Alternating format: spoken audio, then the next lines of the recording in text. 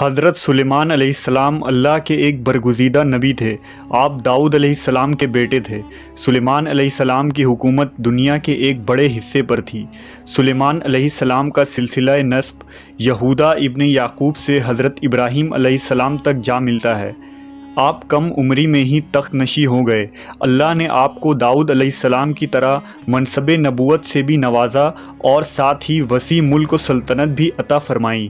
سلیمان علیہ السلام کی حکومت انسانوں کے ساتھ جن و انس، شیاطین، چرند و پرند اور ہر انواع و اقسام کے جانوروں پر تھی۔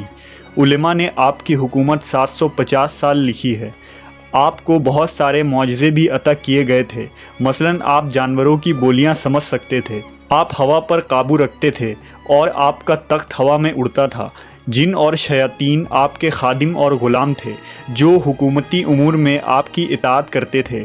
مسجد اقصیٰ کی تعمیر میں انہی جنوں نے دور دور سے پتھر اور سمندر سے موتیاں نکال کر لایا کرتے تھے، جس سے بیت المقدس کی تعمیر ہوئی۔ اس کے علاوہ آپ جنوں سے بہت سارے کام لیا کرتے تھے۔ اللہ نے قرآن میں فرمایا ہے کہ اور ہم نے سلیمان کی آزمائش کی اور ان کے تخت پر ایک جسم ڈال دیا، پھر انہوں نے رجوع کیا۔ سورہ صاد۔ اس آیت میں اللہ نے حضرت سلیمان علیہ السلام پر آنے والی ایک آزمائش کا ذکر کیا ہے۔ علماء و مفسرین نے اس آیت کی مختلف تفسیر اور وضاحت کی ہے۔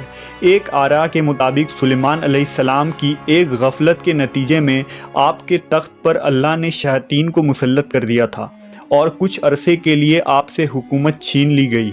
واقعہ یوں ہے کہ ایک دفعہ حضرت سلیمان نے کسی جزیرے میں واقع ایک شہر سیدون پر حملہ کر دیا، کیونکہ وہاں کے بادشاہ کے فتنوں کے متعلق آپ کو خبر پہنچی تھی۔ اس جنگ میں حضرت سلیمان کے لشکر فتح یاب ہوئی اور اس بادشاہ کو قتل کر دیا گیا۔ مال و غنیمت کے طور پر اس بادشاہ کی بیٹی بھی سلیمان علیہ السلام کے سامنے پیش کی گئی، جو مسلمان ہو گئی، لہٰذا آپ نے اس سے نکاح کر لیا۔ نکاح کے کئی عرصوں بعد بھی وہ اپنے باپ کو نہ بھلا سکی اور وہ اس کی یاد میں بہت غمگین رہا کرتی تھی۔ سلیمان علیہ السلام کے حکم سے جنات نے اس کے باپ کے شکل کا ایک بت بنا دیا، لہٰذا وہ اسے دیکھ کر اپنا دل مطمئن کر لیا کرتی تھی۔ کچھ ہی دن گزرے کہ اس کی کنیزوں اور قوم کی عورتوں نے اس بت کی پوجا شروع کر دی اور سلیمان علیہ السلام کے محل میں ہی خفیہ طور پر بت پرستی کا آغاز ہو گیا، جو 40 دن تک جاری رہا۔ آخر حضرت سلیمان کے وزیر آصف برقیہ کو اس کا علم ہو گیا۔ اس نے آپ کو اس شرکیہ عمل کی خبر دے دی۔ آپ علیہ السلام بہت ہی برہم ہوئے اور غصے میں آ کر اس بت کو توڑ دیا۔ آپ نے اس عورت کو سزا کے طور پر اپنے محل سے نکال کر شہر بدر کر دیا اور سجدے میں گر کر اللہ سے معافی طلب کرنے لگے، لیکن اللہ نے آپ کی اس غفلت کی وجہ سے آپ کو ایک آزمائش میں مبتلا کر دیا۔ دراصل آپ کے پاس ایک انگوٹھی تھی جس کی وساطت سے آپ جن و انس پر حکومت کیا کرتے تھے۔ ابن عساکر اور امام حیثمی کی روایتوں کے مطابق وہ انگوٹھی چاندی کی تھی۔ اس کا نگینہ آسمان سے آیا تھا جس میں یاقوت پتھر جڑا ہوا تھا۔ اس انگوٹھی پر اسم اعظم کندہ تھا اور ایک حدیث کے مطابق اس انگوٹھی پر محمد صلی اللہ علیہ وسلم کا اسم مبارک بھی لکھا تھا۔ یہ انگوٹھی آپ کے نبوت اور حکمت کی علامت تھی، جس طرح موسیٰ علیہ السلام کا عصا مبارک تھا۔ اس انگوٹھی کے ذریعہ آپ امور حکومت بہت ہی اچھے سے چلاتے تھے۔ اسے آپ کبھی خود سے الگ نہیں کرتے تھے۔ جب آپ قضائے حاجت کے لیے جاتے یا اپنی بیویوں کے پاس جاتے تب ہی اس انگوٹھی کو اتارتے اور اسے اپنی سب سے بھروسے مند کنیز امینہ کے سپرد کر دیتے تھے۔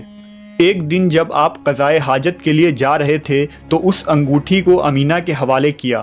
کچھ دیر بعد ایک شیطان جس کا نام سخر تھا آپ کی شکل میں امینہ کے پاس آیا اور وہ انگوٹھی لے لی۔ انگوٹھی کا اس کے ہاتھ میں آنا تھا کہ حضرت سلیمان علیہ السلام کی ساری طاقت و قوت اور اقتدار اس شیطان کے قبضے میں آ گئی۔ سلیمان علیہ السلام کو اب کوئی نہ پہچانتا تھا۔ جب آپ لوگوں کو یہ کہتے کہ میں ہی سلیمان بن داؤد ہوں تو لوگ یقین نہ کرتے اور آپ کا مذاق اڑاتے تھے، لہٰذا آپ سمجھ گئے کہ یہ اللہ کی طرف سے آزمائش ہے۔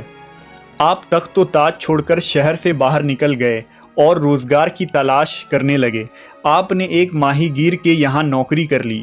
آپ روز اس کے لیے سمندر سے مچھلیاں پکڑ کر لایا کرتے تھے، جس کے بدلے وہ آپ کو 2 مچھلیاں دیا کرتا۔ یہ سلسلہ 40 دن تک رہا، اتنی ہی مدت جتنی آپ کے محل میں بت پرستی ہوئی تھی۔ آخر کار اللہ نے آپ کی توبہ قبول فرما لی۔ اب وہ شیطان صقر جو محل میں سلیمان علیہ السلام کی شکل و صورت لیے حکومت کر رہا تھا، درباریوں نے اس کے عادات و اطوار سے یہ بھانپ لیا کہ یہ حضرت سلیمان علیہ السلام نہیں ہے، لہٰذا محل میں موجود علماء نے یہ تجویز کی کہ اس کے سامنے توریت پڑھا جائے گا، اگر وہ شیطان ہے تو اسے سن نہ پائے گا۔ لہٰذا ایک روز جب وہ تخت پر بیٹھا تھا، سارے علماء اس کے ارد گرد جمع ہو گئے اور توریت کی تلاوت کرنے لگے۔ پھر کیا تھا، وہ شیطان کلام الہی سن کر تاب نہ لا سکا اور وہاں سے بھاگ گیا۔ جاتے جاتے اس نے وہ انگوٹھی سمندر میں پھینک دیا تاکہ حضرت سلیمان کو انگوٹھی کبھی نہ مل سکے، لیکن تقدیر میں کچھ اور ہی لکھا تھا۔ اس انگوٹھی کو ایک مچھلی نے کھا لیا اور حضرت سلیمان علیہ السلام اس دن جب مچھلیاں پکڑنے ساحل پر گئے تو جال میں وہی مچھلی پھنس گئی۔ ماہی گیر نے بھی وہی مچھلی سلیمان علیہ السلام کو دے دیا۔ جب آپ نے اس مچھلی کو کھانے کے لیے اس کا سینہ چاک کیا تو وہ انگوٹھی نکلی۔ پھر کیا تھا، اسے پہنتے ہی سارے جن و انس اور مخلوق آپ کے خدمت میں حاضر ہو گئے اور اطاعت پر آمادہ ہو گئے۔ آپ نے بارگاہ خداوندی میں شکر بجا لایا اور پھر سے حکومت سنبھال لی۔ اس موقع پر آپ نے وہ مشہور دعا کی تھی جسے قرآن میں سورہ صاد میں ذکر کیا گیا ہے کہ اے میرے پروردگار، میری مغفرت فرما اور مجھے ایسی بادشاہت عطا کر جو میرے بعد کسی کو بھی میسر نہ ہو۔ یہ رائے حضرت ابن عباس، مجاہد، سعید بن جبیر اور قتادہ کی ہے، اور ان سے تمام روایات امام ابن کثیر نے اپنی تفسیر میں جمع کیا ہے۔ اہل تشیعوں کے عقائد کے مطابق یہ انگوٹھی بعد میں آنے والے نبیوں کو منتقل ہوئی اور نبی صلی اللہ علیہ وسلم کے ذریعہ حضرت علی کو ملی، اس طرح اولاد علی کو منتقل ہوتی رہی۔ حسین بن موسیٰ بن جعفر کہتے ہیں کہ ایک دن امام رضا علیہ السلام کے ہاتھ میں چاندی کی انگوٹھی دیکھی جو باریک اور نازک تھی۔ میں نے پوچھا، آپ کے جیسا انسان ایسی انگوٹھی پہنتا ہے؟ فرمایا، یہ سلیمان بن داؤد کی انگوٹھی ہے۔ یہ انگوٹھی اب امام مہدی علیہ السلام کے پاس ہے جو ان کے ظہور کے بعد نمایاں ہوگی۔